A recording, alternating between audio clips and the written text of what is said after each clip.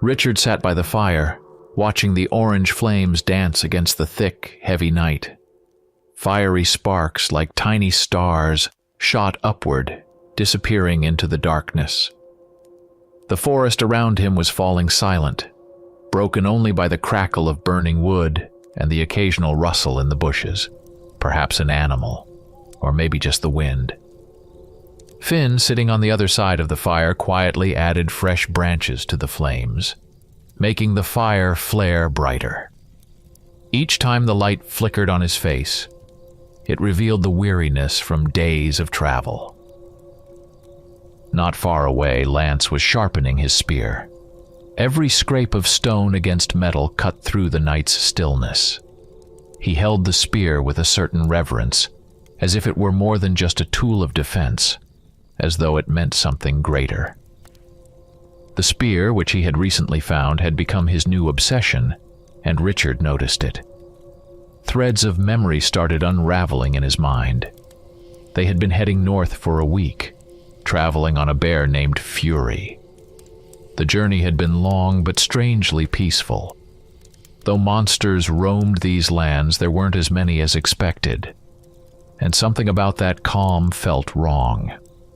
For some reason, the darkness and the monsters were moving up from the south, not appearing randomly across the kingdom.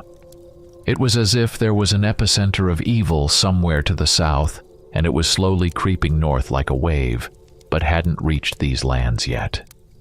Here, in these parts, people still lived their lives, unaware that a great danger was already on the rise. He wanted to warn them, but who would believe him? And there was no time for that. They only stopped briefly to resupply before hurrying on, eager to complete their mission.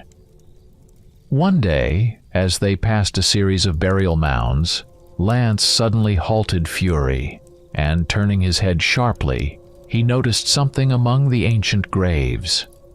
His eyes lit up with a strange fire, and without saying a word, he jumped off the bear. "I'll catch up with you," he said over his shoulder, disappearing into the shadows. Richard thought about stopping him, but decided against it. He knew Lance had ways of catching up. It wasn't until late in the evening, when the fire was already burning strong, that Lance reappeared from the darkness, holding a spear in his hand. His eyes were glowing even more fiercely. When asked where he had been, he answered calmly, "I looted one of the tombs and found this." He proudly showed off his new weapon. Richard glanced at the spear with curiosity. Lance already had a reliable black magic weapon, so why would he need this simple tool? It seemed as though he was drawn to it, like it was a treasure that he couldn't help but cherish. Richard then realized this spear was no ordinary weapon. Something sinister, perhaps ancient, lurked beneath its gleam. Now, sitting by the fire, Richard watched as Lance sharpened the spear once more, as if trying to awaken something within it. The silence was broken by his voice. "How much farther do you think we have to go?" He glanced at Finn, who answered without taking his eyes off the fire. "2 more days, maybe less. I've been to the dragon tribe before. I know these lands well." "Dragons?" Richard raised an eyebrow. "Are they like the legends say?" Finn nodded, his face illuminated by the orange glow of the flames. "Yes, the legends don't lie. Dragons are the greatest beings on this planet. No one can stand against them. They're at the top of the food chain." Richard imagined the creatures which he had only ever seen in paintings or old books. What would it be like to face them in person? Would they be as mighty and noble as the legends describe? Or would they just attack, burn, and devour them? The thought that Finn had already been to their tribe and survived gave some hope. Perhaps they had a chance for peaceful communication. But how things would turn out? Richard decided he'd figure that out when they arrived. It was one of his best traits. He never bogged himself down with unnecessary worries, preferring to solve problems as they arose. For a while, they sat by the fire, exchanging rare words. Finn and Lance weren't the best conversationalists. Finn, reserved by nature, rarely spoke more than necessary. It seemed like the only one he could talk to was Fury. Richard had noticed this once. At one of their stops, Finn whispered something to the bear, and strangely, the bear nodded in response, as if it understood every word. Lance, despite his constant smile and outward openness, was also a man of few words. Richard felt there was some kind of insurmountable wall inside him, preventing him from opening up. Maybe with time, Lance would overcome this, and they would see his true self. But for now, his words were as rare as those precious moments of sincerity behind his endless smile. Soon, the conversations died out altogether. Each man sank into his own thoughts before, one by one, they lay down to sleep. Enzio, their four-legged companion, had wandered off again, probably exploring the surroundings. Fury had settled next to Finn, fast asleep, snoring so loudly that Richard had long since gotten used to it as a natural part of the night. The next day, their group was moving along a country road, but by midday they veered off into the forest, following a narrow, overgrown trail. Fury, the bear, was struggling to push through the dense undergrowth, slowing their progress. By late afternoon, the bear suddenly stopped, frozen as if it sensed something. Richard could feel the tension in the air. There was movement ahead. He dismounted swiftly, drawing his sword, and ordered Enzio to stay behind. The dog was already growling, sensing the presence of an enemy, and seemed ready to charge into battle, but Richard held him back just in time. Moving cautiously forward, he signaled for Finn and Lance to follow. Soon they saw a scene that made their blood run cold. Before them, a man in leather armor was fighting desperately against a group of creatures that resembled enormous birds. Yet there was something unnatural about these birds, and Richard immediately knew. They were monsters. These creatures had long, curved beaks resembling hooks, covered in a black tar-like substance that looked toxic. Their wings were larger than usual, with tattered, ragged feathers as if they lived in filth. Their eyes, two glowing red embers, blazed with evil fire. Their cries were deafening, more like the screech of metal tearing through the air. Their claws, long and curved like blades, could rip through flesh with a single strike. Their entire appearance exuded an ancient, otherworldly energy, as if shadows from another realm had crept into this one. Seeing the man in trouble, Richard rushed into the fray without hesitation. He moved low and fast despite his imposing height. His silent steps seemed impossible for someone of his stature, but they allowed him to sneak up on the monsters. Soon he lunged at one of the creatures, slicing it clean in half with a single blow. The remaining beasts turned their burning eyes toward him and attacked. One tried to strike with its powerful beak, but Richard deflected it with his sword and in one swift motion beheaded the bird. Lance, following closely behind, wielded his spear. The spear, covered in a strange black smoke, pierced through the monsters as if darkness itself was empowering his weapon. Finn, meanwhile, was chanting a spell, his hands glowing as magical chains bound the creatures, allowing him to plunge his dagger into their bodies without mercy. Within minutes, the battle was over. They stood among the corpses of the monsters while the man they had saved stared at them in a mixture of disbelief and awe. He clearly hadn't expected them to defeat the creatures so quickly and easily. Dusting off his armor, the man approached and bowed. His face was gaunt, with deep-set gray eyes and short sandy hair matted with dirt and sweat. His face was covered with small scars, likely from many battles, and his armor was scratched and worn. He looked exhausted, but his eyes burned with life. "Thank you for saving me," he said in a hoarse voice. "My name is Taran. I'm a hunter." "Which village are you from?" Finn asked, looking at Taran, who was still wiping the sweat and dust from his face. "I'm from the village of Dragsmuir," he answered, clearing his throat. "Dragsmuir?" Finn was surprised. "That's where we're headed." "Really?" Taran straightened, his gaze becoming more cautious. "What brings you there?" Finn responded evasively, waving it off with a slight smile. "We have some business there," he said vaguely. "I see," Taran nodded, not pressing for more details. "Then allow me to guide you. The road to Dragsmuir isn't easy. I can be of use." The group exchanged glances, and seeing no reason to refuse, accepted the offer. When it was time to continue, Taran looked at Fury with some trepidation. The massive bear, with its intimidating presence, did not inspire trust, but gathering his courage, Taran climbed onto its back with Finn's help. Fury gave a low growl but did not resist.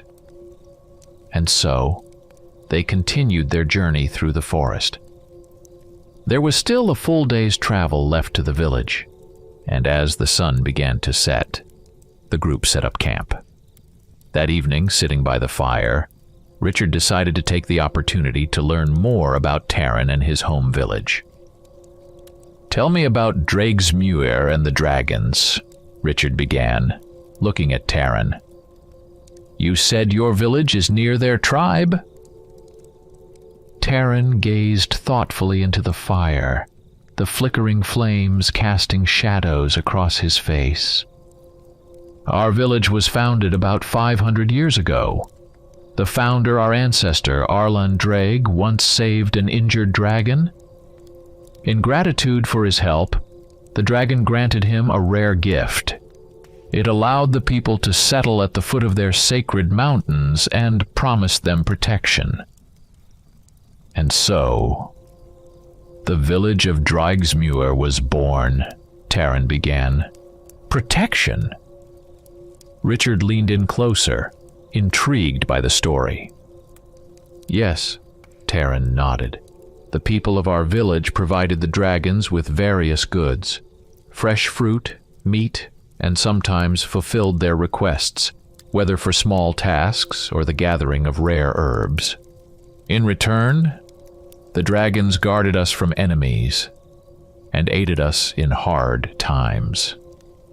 This bond lasted for centuries." He sighed deeply, and there was a bitterness in his voice.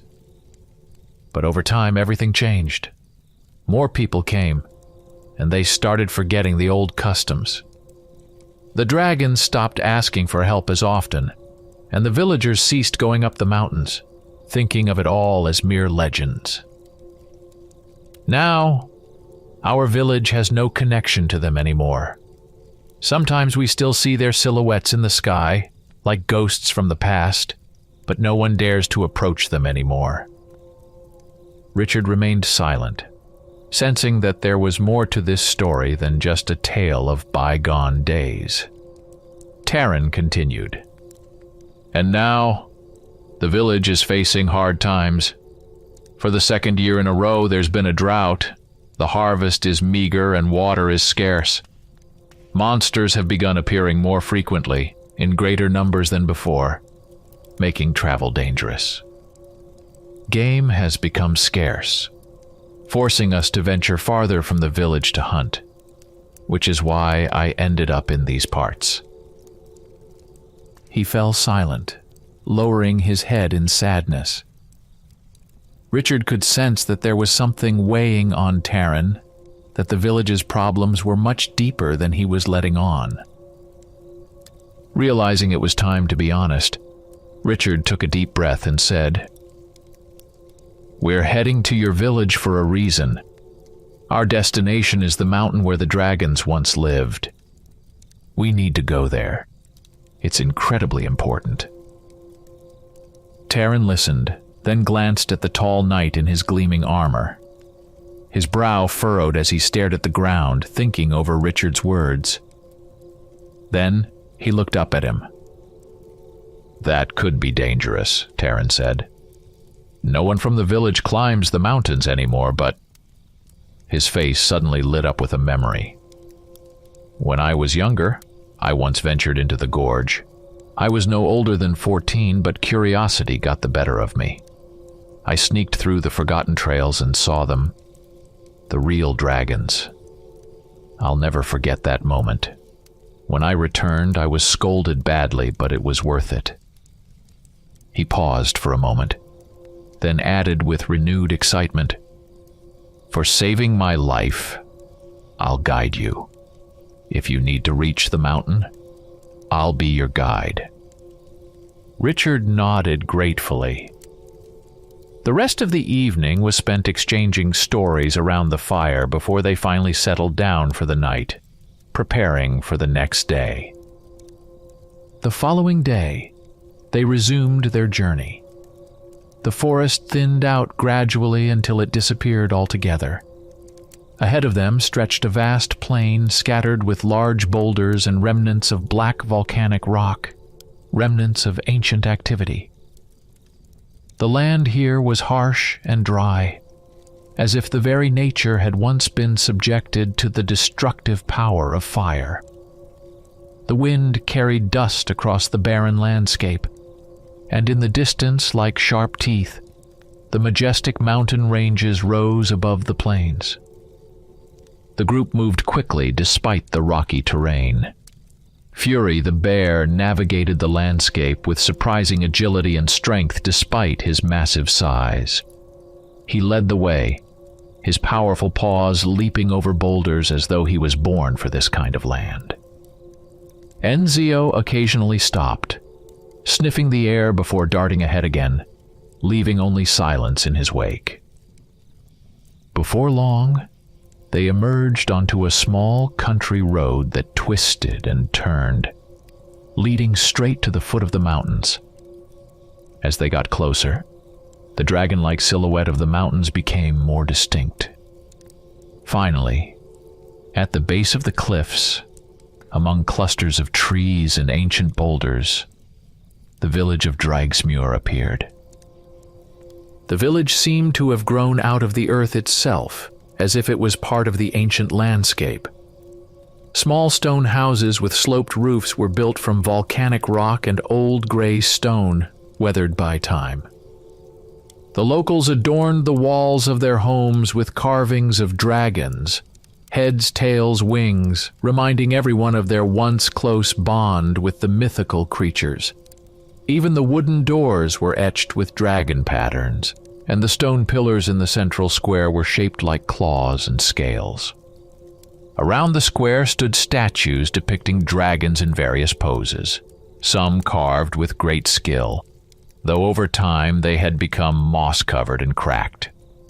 As the group approached the village, the residents began to step out of their homes, watching the newcomers with surprise and unease. The people here were simple folk, mostly dressed in leather and wool clothing, clearly hardened by life in this harsh climate. They froze when they saw Fury. Some began to back away, others whispered to their neighbors, and children, clutching their parents' hands, stared at the massive bear with both fear and awe. "What kind of beast is that?" one of the men muttered, eyes wide as he looked at Fury. The women hurriedly ushered their children back into the houses, while the elders, shaking their heads, murmured about how such creatures rarely wandered into their quiet village. Finn patted Ludi's paw, as if giving his loyal companion instructions to stay close to the village. The bear let out a low growl and settled nearby. The group, however, continued on their way. The village turned out to be much larger than it seemed at first glance, and it took them some time to cross it. Everywhere they went, curious faces appeared, but no one attempted to stop them or speak. Finally, an arch made of wood and stone, adorned with delicate carvings, appeared before them. On either side of the arch stood majestic stone statues of dragons, towering as guardians of time. Just as they were about to reach the arch, an old man appeared suddenly, accompanied by 2 armed men. The old man looked as if time had carved every wrinkle on his face. His gray hair was tied back in a ponytail, and a long beard hung down to his chest. Deep lines on his forehead and under his eyes spoke of long years of life and hardship. He wore ancient garments with a leather cloak, and his dull gray eyes bored into them with suspicion and mistrust. "Who are you, and where are you headed?" the old man asked, his voice hoarse but firm. His gaze lingered on Taran for a moment, but as if Taran didn't exist to him, he quickly looked away. Wasting no time, Richard introduced himself. "We are messengers of the Order of the Moonlit Night. We're headed into the mountains to meet a dragon named Faeltar." The old man's eyebrows shot up in surprise when he heard the dragon's name. "Faeltar?" he repeated, tilting his head in thought. "We haven't been to the mountain in a long time, and whether that dragon still resides there, I cannot say. However, I must warn you, a troll has taken residence in the mountains. He devours any traveler brave enough to climb there. Whether you'll be able to handle him, I don't know, but be careful. As for the dragon, he used to live in a cave at the end of the trail. At least he did once. You won't get lost, the path leads straight to him." They thanked him for the warning, and the old man stepped aside. After a few more steps, Richard turned to Taran. "Why did the elder ignore you?" Taran huffed, trying to hide his irritation. "We're not on good terms. He's my father," Taran replied, surprising Richard. "We've had a long-standing conflict. He's given up on me a long time ago. Trolls, dragons, it means nothing to him. He doesn't even care if I'm alive." Richard was puzzled and unsettled by this. The father showed no concern for his son, knowing there was danger in the mountains. It seemed strange, but Richard decided not to delve into their family matters. They approached the arch and saw beyond it a narrow, rocky path that twisted and led to the mountain's peak, disappearing among the cliffs and trees. The trail looked ancient and mysterious, as if it had waited centuries for travelers willing to climb to the dragons themselves. With each passing minute, the climb grew steeper, and the air grew heavier with the damp chill of the mountains. Silence enveloped them, broken only by the occasional sounds of the forest, the whisper of the wind in the treetops, the crunch of leaves beneath their feet, and sometimes the distant cry of a bird echoing through the ravines. The forest gradually thinned, giving way to rocks and shrubs clinging desperately to the slopes. Stones beneath their feet slipped, and at times they had to help each other maintain balance. An hour into the hike, the sun began to set, casting long shadows and painting the cliffs in golden-red hues. Rays of light pierced through cracks and scorched tree branches, but their warmth faded quickly. Sensing that night was near, Richard suggested they search for a place to camp. Soon they stumbled upon a flat area, clearly once used as a rest stop for travelers. Old stone benches covered in moss seemed to tell the tale of many who had rested there before. The spot was sheltered from the wind by cliffs, and they decided to make camp. After laying out their belongings, the group set about gathering wood for a fire.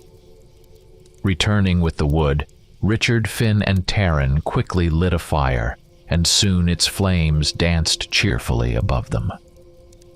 The warm glow illuminated their faces as they sat around the fire, preparing a simple meal. As silence fell around them after the first bites of food, Richard decided to continue the conversation about the village, which gradually shifted to the conflict with the elder. "So why did you fall out with your father?" he asked, breaking a piece of bread and handing it to Taran. Taran thought for a moment, stared at the fire, and sighed. "I wanted to lead our people away from here. Find a new place to live, where the land is more fertile, where there's a future. But my father was vehemently against it. He called me a deserter, a traitor. He said we must never leave the land that the dragons had given us. That's what led to our falling out." Finn looked at Taran with interest. "But why did you want to leave? What changed so much?" "We settled here because of our connection to the dragons," Taran replied. "But that connection is long gone. The dragons no longer communicate with us, and our land is barren. Nature is dying. I see no point in staying on this meager land, waiting for miracles that won't come." Richard nodded, accepting his answer. "I see," he said quietly. They continued talking, but suddenly Enzio, who had been sitting calmly nearby, growled menacingly. Everyone tensed. Richard quickly grabbed his sword, while Finn and Taran started looking around, listening for any sound. Suddenly there was a low rumble, as if something heavy was moving through the rocks. The noise grew louder, and soon they saw a massive figure emerging into the firelight. It was a monster. It moved on 4 legs, powerful limbs with claws tearing the earth beneath it. Where its head should have been, there was a second torso with long arms resembling those of a human, but distorted. Its head was shifted down to its chest, seemingly emerging from the middle of its body with no neck. The creature's face was hideous, massive jaws lined with yellowed fangs, with crimson eyes glowing with malice in the firelight. Its torso, covered in scaly growths, shimmered in the orange glow, as though made from a mix of rock and dirt. The troll was enormous. Every move it made was accompanied by a deep thud, as if the mountain itself had come alive. It advanced toward them, growling and breathing heavily, as if the air itself was poison to it. The creature seemed to freeze for a moment, carefully scanning everyone present. Its crimson eyes glowed in the darkness, and a grotesque, sinister smile appeared on its hideous face, revealing rows of sharp, jagged teeth. The sound it made could have been mistaken for laughter, though its deep, hollow tone was more like the rumble of thunder. "Travelers haven't visited us in a long time," the creature spoke in its eerie voice, low and raspy, as if the darkness itself was whispering the words. "We are hungry. You know this is our territory, and anyone who steps here meets their death." It paused briefly, then leaned its grotesque face closer and added, "But we are merciful. We give you a chance. If you solve our riddle, we'll let you go." Richard, watching the troll, felt a strange unease. The creature spoke of itself as "we," yet he could only see one body. Its words carried an underlying menace, and something about it seemed deeply unnatural. He was ready to draw his sword and attack, but decided to hear the riddle first. The troll, noticing Richard's tension, grinned again with its dreadful smile and spoke, its voice dripping with dark mockery. "Here's your riddle, travelers. Answer it correctly, and you will leave alive. Fail, and you will be mine. Listen closely. I am always behind you, yet you cannot see me. I am inevitable, yet you fear me. I make no sound, cast no shadow, yet I will take everyone to my domain. Who am I?" The troll fell silent, watching them ominously, as if already savoring the outcome. Richard thought for a moment, then suddenly stood up, his sword glowing with moonlight, illuminating the surroundings. He shouted, as if confirming his realization, "Of course the answer is death!" With those words, He charged forward, swinging his sword. The blade crashed against the creature's arm with a sound like metal striking stone. Sparks flew from the impact, and Richard was thrown back. He quickly regained his footing and resumed his stance, determined as he lunged at the beast once again. Each of his strikes was met by the troll's massive stone arms as it tried to grab or strike the knight. Finn, seeing the battle dragging on, began to cast a spell. Suddenly, magical vines enveloped the monster, clinging to its limbs and slowing its movements. Richard seized the moment and continued his assault. His strikes grew stronger, but the troll remained resilient, trying to break free from the enchanted trap. Suddenly, Richard noticed a white blur darting towards the creature. It was Enzio. The dog leaped onto the troll's back, sinking his teeth into its rocky flesh. But the stone was too tough, and even Enzio's powerful jaws couldn't pierce its defenses. Realizing that ordinary attacks weren't enough, Richard gathered all his strength. He focused, channeling the energy of the werewolf into his sword. The moonlight on the blade shifted to a blood-red glow, the sword pulsing with rage. Richard charged forward, unleashing a furious strike upon the troll. The blow was so powerful that when the blade connected with the creature, there was a deafening explosion.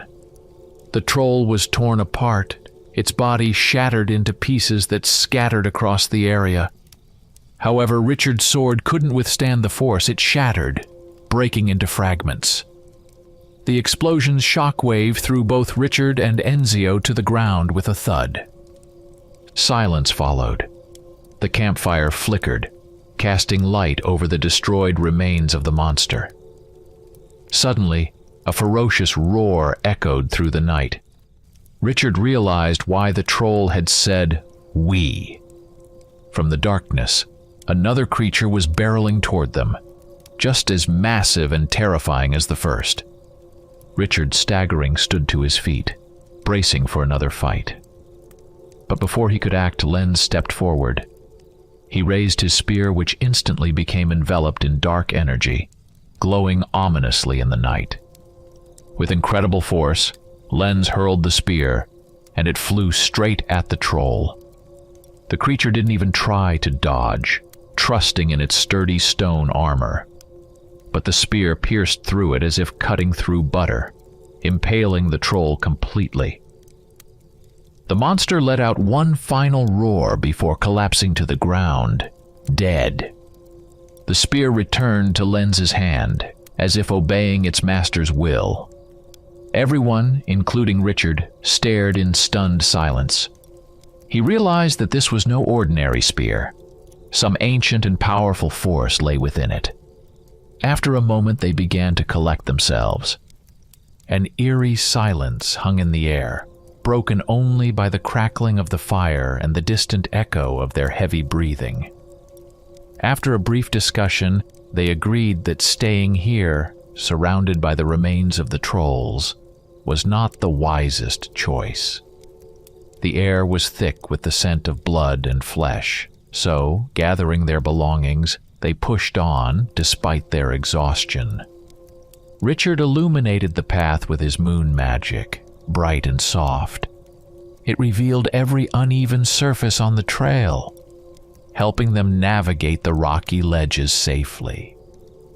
By dawn, they finally reached the summit. Under the first rays of sunlight, a breathtaking view spread out before them.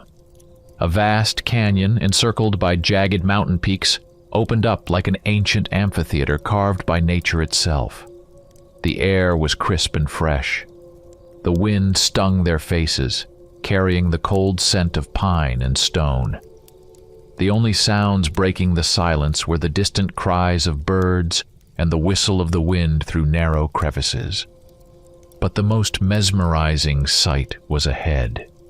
Dragons were soaring majestically in the sky above the canyon. Their massive bodies moved gracefully, their wings stretching wide. The sunlight reflected off their scales, shimmering in shades of gold, green, and purple. These majestic creatures seemed both fearsome and elegant, the embodiment of ancient power lost to time. Their flight was smooth, yet every wing beat carried the force capable of obliterating entire armies. The group stood, captivated by the sight. No one knew if the dragon they sought was among those flying, but they decided to press on toward the cave, which, according to the elder, lay at the base of the towering mountain ahead. The trail they followed grew increasingly treacherous. At times it barely twisted along the cliffs, with a yawning abyss beneath their feet. They moved cautiously, checking each step, while Taran led the way, relying on his memories of past journeys in these mountains. The wind picked up, but they continued forward. After some time, they reached the foot of the mountain and saw an arch adorned with intricate carvings framing the entrance to a cave. The stone inscriptions in a language they did not recognize were covered in moss and lichen, as if no one had visited this place for ages. Dragon statues stood on either side of the entrance, towering like sentinels guarding this ancient passage. They paused at the entrance, exchanging glances. It was a tense moment. Salvation or a new, even deadlier danger awaited them inside. Cautiously, they entered the cave, leaving the daylight behind. Inside, they were surrounded by walls expertly carved from stone. Ancient murals depicted scenes of battles, magnificent dragons, and humans who appeared to be their servants. The inscriptions etched across the walls were in a language none of them could read, but they exuded an aura of age and power. Glowing stones embedded in the walls cast a soft, blue light, gently illuminating their path. Walking beside Richard, Taran couldn't tear his eyes away from the relics, wondering whether his ancestors had built this temple for the dragons, or if it was the work of another long-forgotten people. They moved forward, carefully inspecting every corner. Along the way, they came across small chambers lined with stone coffins. These were tombs, but whose remains lay here? They didn't know. The silence in the cave was heavy, almost oppressive, and the group pressed on, unwilling to linger too long. Soon the corridor led them into a massive cavern, so dark and silent that it seemed to swallow even the sounds of their footsteps. Only a faintly glowing stone near the entrance provided any light, casting a dim circle at their feet.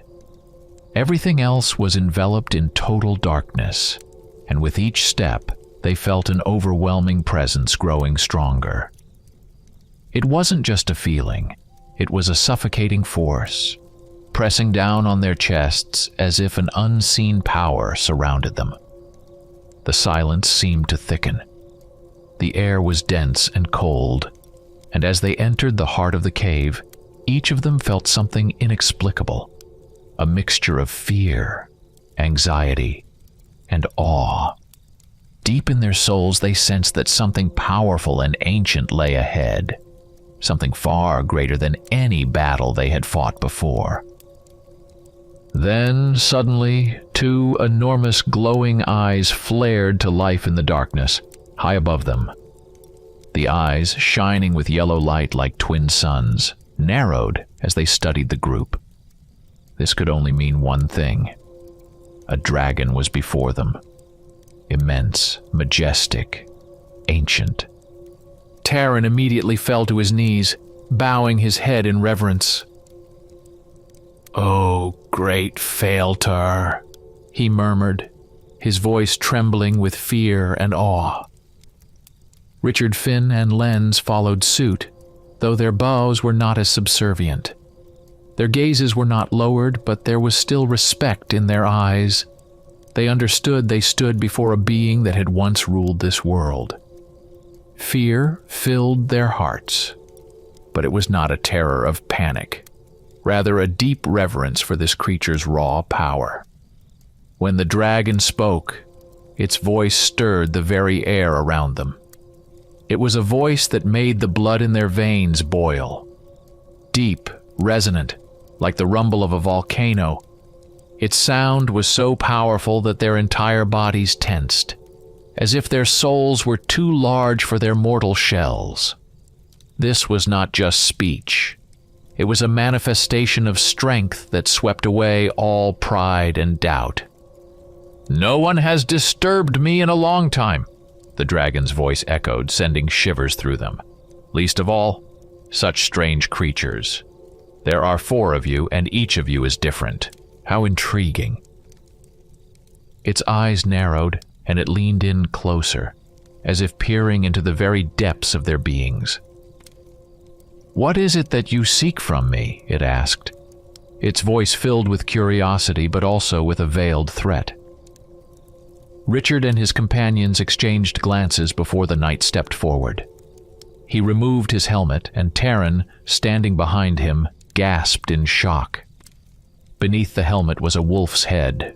Richard's fur, worn and battle-scarred in places, showed signs of metal damage, but his eyes glowed with a fiery determination and strength, an expression of both pain and courage. "A mage sent me," Richard began, lifting his gaze to the dragon. "He said you might help lift the curse." Then Richard recounted his story, how he had gained the power of a werewolf, how the curse of the wolf woman had changed his life forever. He spoke of the darkness creeping over the world, and how he longed to return to his human form, to live among people without fear or hatred. The dragon listened intently, its piercing eyes following Richard's every movement as if it could read his thoughts and emotions. When Richard finished, silence filled the cave. The dragon pondered, its massive figure motionless in the dim light of the cavern. Richard stood, holding his helmet in his hands, waiting for the dragon's decision. The weight of the moment pressed down on him as if the entire world had teetered on the brink. Finally, the dragon spoke, its voice deep and resonant. "You are marked by the gift of the wolf," the dragon said. "To some it is a curse, to others a gift. It depends on how you see it. You possess a strength that can face the darkness, but it comes at a cost.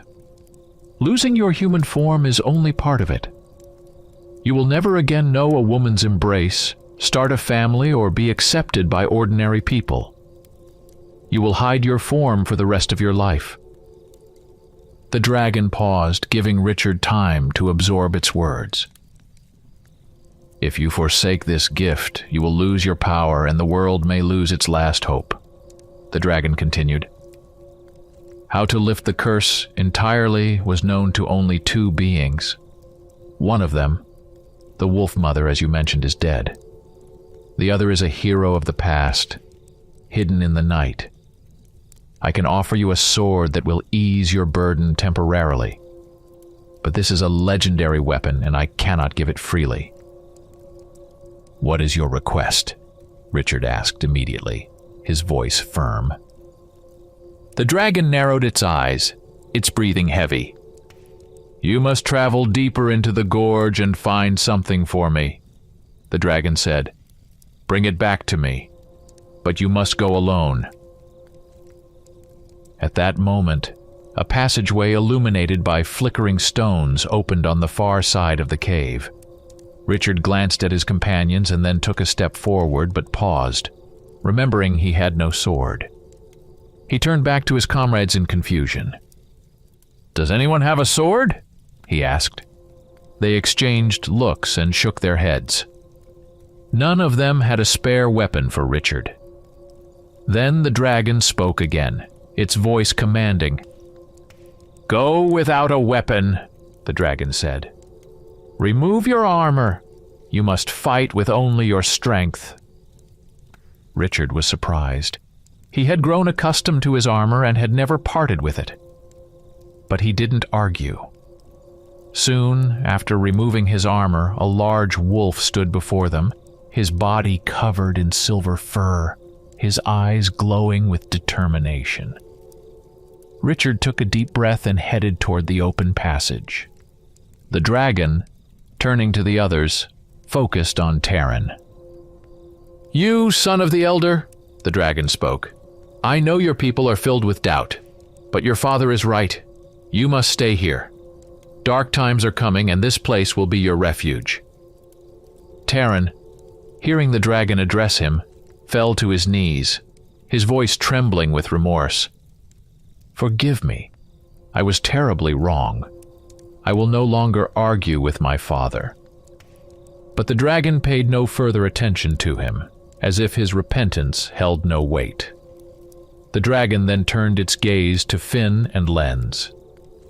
"Interesting," the dragon mused. "Here we have two members of an extinct race. I wonder what your motives are." The dragon's eyes lingered on Lens's spear. It seemed to recognize something, its eyes narrowing in thought. "Your spear," the dragon murmured. "I've seen it before." After that, the dragon fell silent, lost in its thoughts, speaking no further. Meanwhile, Richard made his way through the corridor, which grew darker with each step. The stone walls here were no longer adorned with the celebratory images of the dragon's glory. Instead, they displayed grim symbols and scenes filled with pain and suffering. The corridor was steeped in mystical energy, as if the cave itself sighed and whispered ancient secrets that sent chills down his spine. For a long time, Richard walked in this oppressive silence until he finally saw daylight ahead. Upon exiting, he found himself in a massive gorge, and what lay before him was a terrifying sight. On either side of the gorge stood enormous stone-carved human skulls, each the size of a small house. These skulls, like ancient guardians, stood in rows, their empty eye sockets staring directly at Richard. There were many of them, varying in size and state of decay, and each seemed to hold something sinister within. As Richard passed between them, a chilling sensation crept over him as though he wasn't alone. He could feel eyes on him, as if the entities in the skulls were watching his every move. At one point, as he passed an especially large skull, he saw movement in one of its eye sockets. His heart froze for a moment, but he continued onward, unsure of what lurked within those ominous remains. He felt vulnerable. Without armor or a sword, he was practically naked against the unknown danger ahead. Then suddenly he heard a rustling behind him.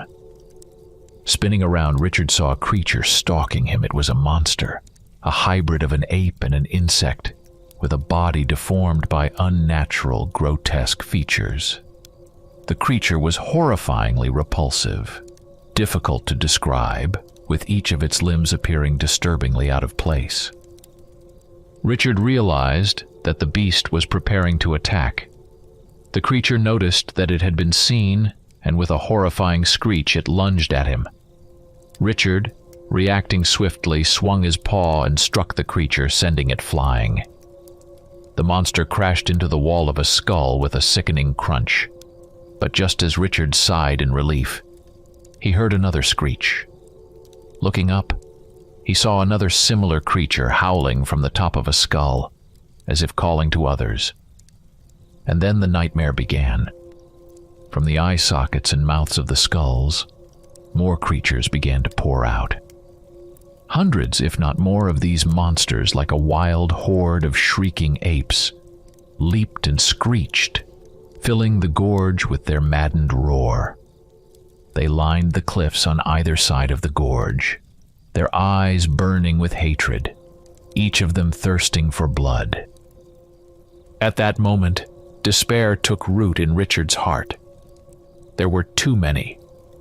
Hundreds of creatures began jumping down, a tidal wave of beasts rushing toward him.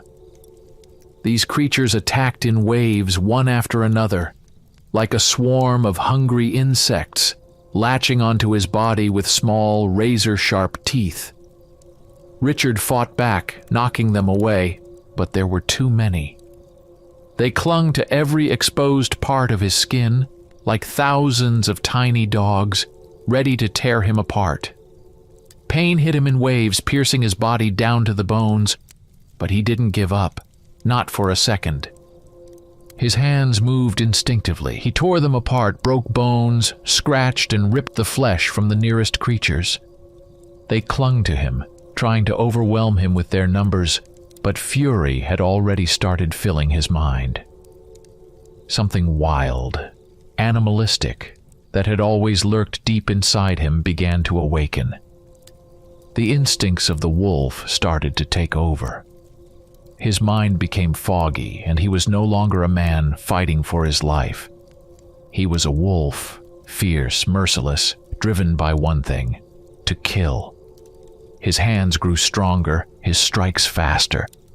He dug his claws into the vile creatures, ripping them apart. Then with his teeth, he tore off their heads, sinking into their flesh like a true beast. Blood splattered everywhere, covering everything around him. But Richard saw nothing except the red haze clouding his vision. Every creature that came within his reach died with the sickening crunch of bones and the wet sounds of torn flesh. The fight had turned into a bloodbath. But it wasn't enough. Pain no longer mattered. Only rage. Only the hunger to survive. At some point, something changed. A red glow lit up in Richard's eyes as if fire had flooded his soul. His body began to be engulfed in red flames, and suddenly he felt the heat scorching the creatures, burning their flesh alive. One of the creatures tried to flee, but the fire wouldn't let go. It burned to ash, leaving only a charred shell behind. Richard roared with fury, fighting without feeling pain or exhaustion. In that moment, he was no longer human. There was nothing human left in him. He was a wolf, a beast, fighting for his existence, for his right to live. His jaws clamped down on flesh, his hands broke bones, and the fire continued to rage around him, turning his enemies to ash. The longer the battle raged, the more creatures fell under his blows. Their spirits were broken, and soon they began to flee, realizing they couldn't defeat this raging beast. Richard didn't chase after them. He stood surrounded by bodies and piles of ash. The fire slowly subsided, his breathing steadied, and he began to regain his senses. His eyes turned human again. He looked at his hands, at his body, and saw that all his wounds had started to heal, as if his wolf nature had granted him the ability to regenerate. Finally, gathering his thoughts, Richard moved on. Soon, the canyon of skulls was behind him, and he found himself standing in a mist-covered plain. The fog was so thick it seemed like it was not just surrounding Richard, but slowly seeping into his lungs, making each breath heavier. He walked forward, not knowing exactly where he was going, but hoping his instincts wouldn't fail him. The landscape around him grew more ominous. First, stone pillars appeared along the path, which were gradually replaced by statues, figures of humans, animals, and dragons, all intricately carved. These statues were like silent witnesses to times long past, echoes of bygone days. In their poses and expressions, there was something unsettling, as if these heroes of the past had been frozen in moments of fear or agony. Richard didn't know what this place was, but a strange, uneasy feeling stirred within him. The further he went, the more statues he encountered along the way. Silence surrounded him, broken only by the crunch of gravel under his feet. But suddenly, in the midst of this dead silence, there was a faint rustling sound. Richard stopped, quickly looking around, but saw nothing. Only the mist, swirling silently, hiding everything beyond a few steps. He kept walking, but the tension didn't leave him, and soon the sound repeated. This time it was louder, as if something was slithering behind him. Before Richard could grasp what was happening, he felt something cold and slimy wrap around his leg. In a split second, he fell to the ground, hitting his shoulder on the rocky surface. Panicking, he tried to get up, but the slick tentacle, emerging directly from the fog, was already dragging him into the darkness. Richard screamed, frantically trying to break free. He bent down, grabbing the tentacle with his hands, but it was as rigid as steel. In desperation, he sank his claws into it and even tried tearing at it with his teeth. But it was useless. The creature continued dragging him, and in the distance he could already hear a threatening roar. Gradually, the figure of the creature pulling him came into focus. A massive, grotesque being, resembling both an octopus and a starfish.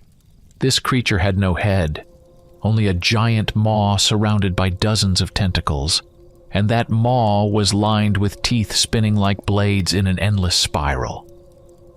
Richard saw himself being dragged toward those teeth, and a wild panic surged inside him. If he got pulled in, nothing would be left of him. He frantically scanned his surroundings, searching for anything that could help.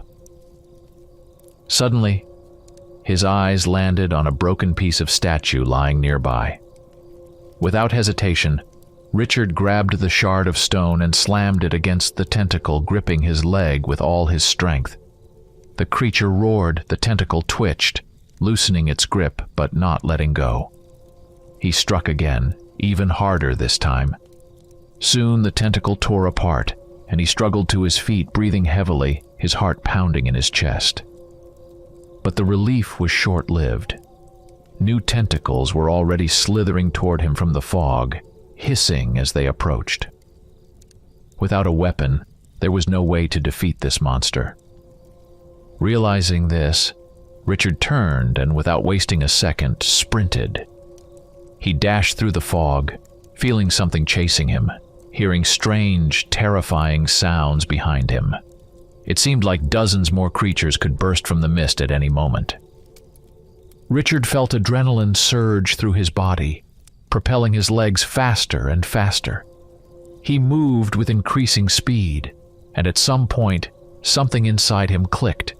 He dropped to all fours and, like a wolf, lunged forward. This gave him an incredible burst of speed, and he was practically flying over the ground. In that moment, the line between man and beast blurred. The fog around him began to clear, and soon he found himself in an open space. Stopping to catch his breath, Richard looked around and realized he had stumbled upon a strange place. Before him stretched a circular plaza, reminiscent of an ancient arena, surrounded by massive stone benches. At the center of the arena stood a mysterious altar, emitting a soft, bluish glow. The light was coming from some kind of crystalline blue object. Squinting, Richard focused and noticed that around the altar, ghostly figures were moving slowly.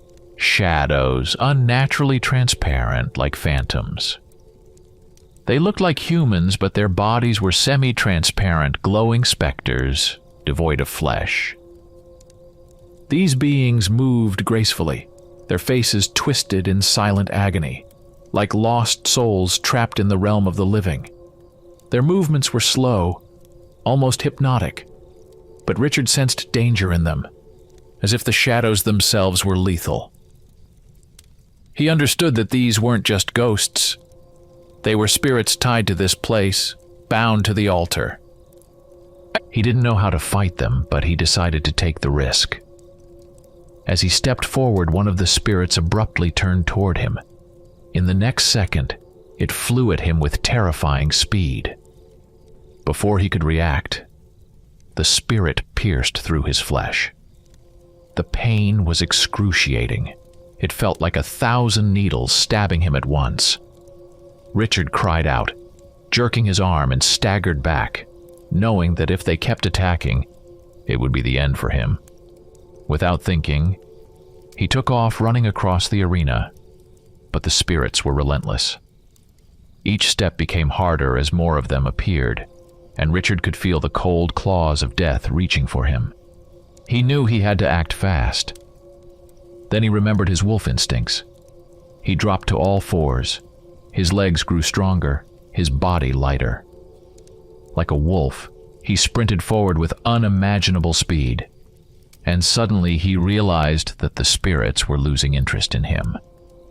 It was as if they no longer saw him when he moved on all fours. Without questioning his luck, he headed straight for the altar. Now, as he got closer, Richard could see the strange object in full detail. It was a blue crystal skull, shaped like a wolf's head. Its surface glowed with an eerie light, and from the skull radiated an ancient power, palpable even from a distance. Richard knew this was what he needed. As he reached for the skull, a sharp bolt of pain shot through his head, like 1,000 lightning strikes hitting his mind at once. For a moment he lost his bearings, but then he felt the skull's energy begin to seep into his body. Waves of power coursed through his veins, reaching the deepest parts of his being. It lasted only a moment, but it was enough. He grabbed the skull and held it tightly in his hands. In that instant, the spirits noticed him again. They howled, their cries piercing the silence, and the entire arena echoed with their suffering. At that moment, they all charged toward him, but Richard already knew what to do. Clutching the skull in his jaws, he dropped back to all fours and ran with the same incredible speed. Once again, the spirits lost interest in him, as if he no longer existed to them. Without stopping, he left the arena and entered the fog once more. Richard knew something was still watching him, but he didn't dare slow down. He raced through the fog until he finally crossed the boundary of this nightmarish place and found himself back at the Canyon of Skulls. Now, with the skull in his possession, he felt a strange sense of relief. He had survived this nightmare. When Richard entered the cave, he immediately noticed that his companions were gone. It seemed they had decided to wait for him outside. In the shadows, he spotted his armor, carefully folded on a stone, and he quickly put it on. He was still holding the crystal skull when 2 yellow eyes suddenly flared up from the depths of the cave. The dragon itself was difficult to make out in the gloom, but those glowing eyes seemed both wise and dangerous. The dragon looked at the skull, and Richard caught a glint of satisfaction in its gaze. "Good. You succeeded," it said in a deep, rumbling voice that resonated with ancient power. "You can keep the skull." Richard raised an eyebrow in surprise. "But you wanted it. Why did I go through all those trials if you don't need it?" The dragon gave a slight, knowing smile. "That skull is of no use to me. I tried to harness its power, but it doesn't belong to this world. It was created for something else." Richard stared at the ancient creature in confusion. The dragon's words only deepened his puzzlement, but then the dragon continued. "Have you never wondered why everyone places such great hopes on you? Why you have found yourself at the center of all these prophecies?" And then Richard remembered. He recalled all the times people had spoken to him about his destiny. The priestess who mentioned his special role, Balthazar, who seemed to recognize something in him from the very first meeting. The prophecies that spoke of his role in saving the world. But each time, Richard had questioned it. Why him? What was so special about him? The dragon, sensing his silence, spoke again. "The truth is, the she-wolf, the mother of wolves, does not belong to this world. She is descended from those who came from beyond, and only she can fight against those who watch over our world. These beings hide beyond the edges of worlds, waiting for their time. Sharak, the one you fear, is nothing compared to them, merely an insect. The true threat is the collectors. They observe us, gathering our souls and knowledge to use against us. Hearing this, Richard felt a strange, unsettling sensation. At that moment, the dragon finally stepped out of the shadows, and what Richard saw made his heart skip a beat.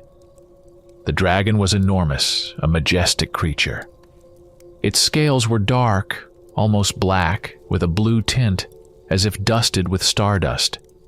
Its wings were vast, like those of an ancient beast, and its body was powerful and massive. Its yellow eyes glowed in the dark, piercing through the shadows of the cave, and a gemstone embedded in its forehead gleamed as though it were part of its very being. The dragon embodied strength and authority, its spikes long and sharp, running down its spine, and its entire presence exuded danger. But the most terrifying thing wasn't how the dragon looked. It was its fear. The great dragon, the emperor of this world, was trembling. Its massive, scaly limbs shook as if it was terrified to its core. It quivered like a frightened pup, scared of the thunder. The mightiest creature on earth was afraid of something so profoundly that its fear radiated out, creeping into Richard's own bones. This fear that emanated from the dragon was worse than any words about mysterious aliens or collectors. Richard began to understand. If a being as powerful as this dragon was shaking in terror, then the threat looming over them was far worse than anything he could have imagined. The dragon, seemingly regaining its composure, spoke once more. "No one in our world is capable of fighting the collectors. Only those who come from their world can oppose them. The she-wolf and her descendants are the only ones who can protect this world. And those she has gifted with her power, like you." At that moment, a sword materialized in the air before Richard. At first glance, it seemed simple, almost unremarkable, but its hilt was adorned with an inlaid blue gemstone that glowed mysteriously. Richard took the sword in his hands, but felt no special power from it. The dragon gazed at him and continued, "This sword is no ordinary weapon. Its true abilities will reveal themselves in time. You will understand its real power when the moment comes. Now go. I hope you will succeed." With those words, the dragon withdrew back into the shadows, and its eyes slowly dimmed, disappearing into the depths of the cave. Richard, breathing heavily, tried to gather his thoughts, to make sense of everything that had just happened. He looked at the sword in his hands, then at the skull he still clutched in his other hand. The cave's silence was unnerving, and he knew there was no time left to ponder. Deciding not to waste another moment, Richard made his way toward the cave's exit. As he passed by the mausoleums, dark and majestic, a voice suddenly echoed through the air. He stopped, sharply turning to look around, trying to determine where the sound was coming from, but saw nothing. The silence was oppressive, and thoughts of the dead rising crossed his mind, sending a chill down his spine. But before fear could take over, the voice spoke again, this time with a mocking and slightly irritated tone.